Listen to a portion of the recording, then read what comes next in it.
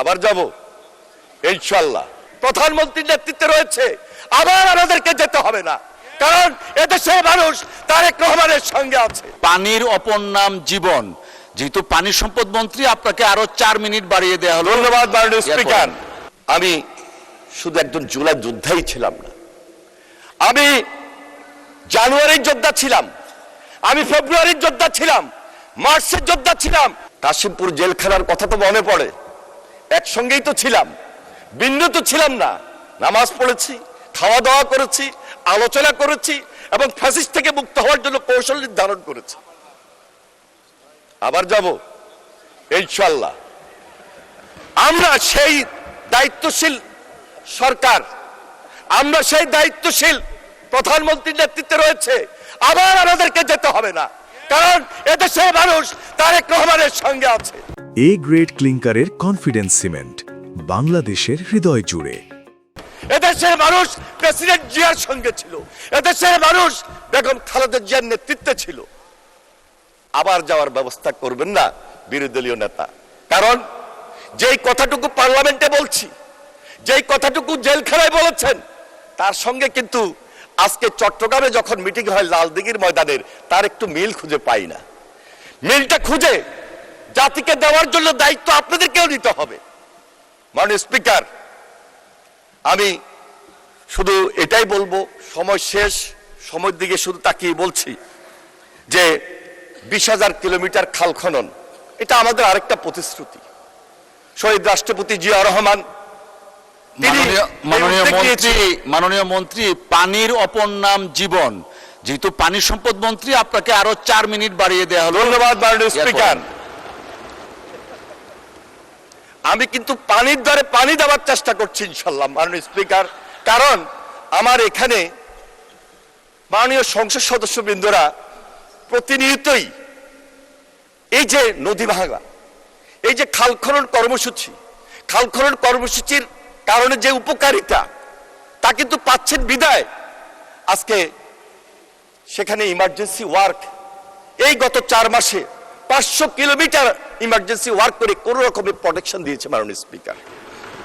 খাল খনন কর্মসূচি আমরা টার্গেট রেখেছি কমপক্ষে 20,000 কিলোমিটার, কিন্তু আমি আশা করছি 20,000 কিলোমিটার মধ্যেই আমরা সীমাবদ্ধ থাকবো না, এটাকে আমরা 25,000 কিলোমিটারে নিয়ে যাওয়ার জন্য আমাদের আপ্রাণ চেষ্টা রয়েছে, যেন কোনোভাবেই আমরা সেখান থেকে বিচ্যুতি না হই।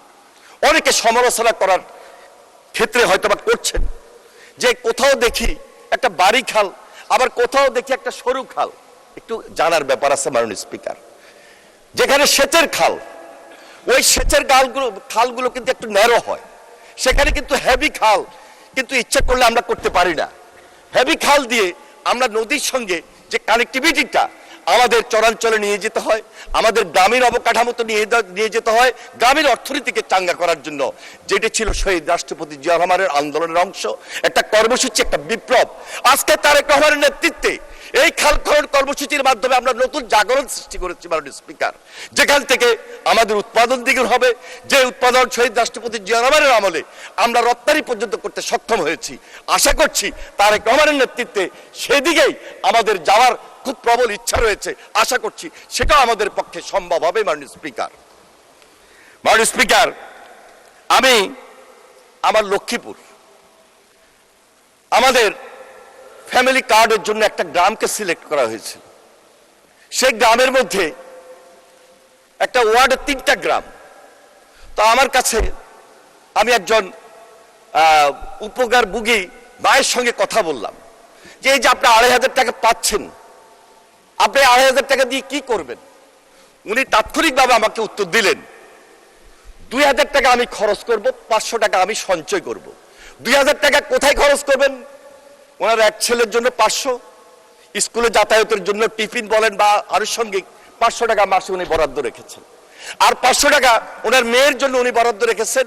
আর 1,000 টাকা ওনার পরিবারের অসুখ বিসুখ, তার জন্য উনি সাপোর্ট হিসাবে ওই যে 1,000, 500, 500, 1,000 আর 1,000, 2,000 টাকা মাসে খরচ করার পর আরো 500 টাকা উনি সঞ্চয় করার জন্য উনি চিন্তা রেখেছেন। মাননীয় স্পিকার, এ হলো বাংলাদেশের গ্রাম, এ হলো বাংলাদেশের সাধারণ মানুষের চিন্তা। আজকে তার পাশে দাঁড়িয়েছেন জনাব তারেক রহমান। আমি এই কারণে সর্বশেষ সময়ে শুধু এটাই বলবো, আমাদের এই মন্ত্রণালয় একটা মানবিক কথার প্রতি আমরা সবসময় দৃষ্টি রাখি, মানবিক লোকগুলোর পাশে থাকি।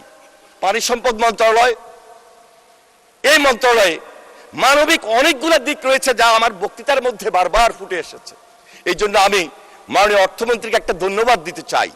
একটা মানবিক বাজেট যারা তারেক রহমানের নেতৃত্বে তিনি দিতে সক্ষম হয়েছেন মাননীয় স্পিকার। এই জন্য আমি অশেষ ধন্যবাদ জানাই মাননীয় স্পিকার। মাননীয় স্পিকার, একসঙ্গে ছাত্র রাজনীতি করেছি, ঢাকা বিশ্ববিদ্যালয়ে আপনি নেতৃত্ব দিয়েছেন, আপনার পাশাপাশি আমিও ঢাকা বিশ্ববিদ্যালয়ে নেতৃত্ব দিয়েছিলাম। আমরা আন্দোলন সংগ্রামে সবসময় নিজেদেরকে সম্পৃক্ত রেখেছি। আন্দোলন সংগ্রাম করতে গিয়ে আমরা কখনো পিছপা হই নাই। বিগত 17 বছর যারা গুমের শিকার হয়েছে, যারা খুনের শিকার হয়েছে, যারা অত্যাচারিত হয়েছে, যারা নির্যাতিত হয়েছে, তাদের পরিবারের দিকে আমাদেরকে লক্ষ্য রাখতে হবে। এটা আমাদের রেসপন্সিবিলিটির মধ্যে পড়ে, এটা আমাদের দায়িত্বের মধ্যে পড়ে। মাননীয় স্পিকার, মাননীয় স্পিকার, সর্বশেষ শুধু এটাই বলবো যে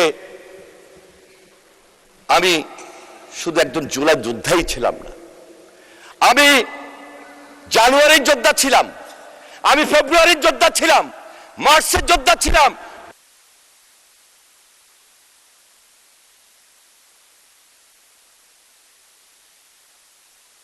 ধন্যবাদ মাননীয় মন্ত্রী।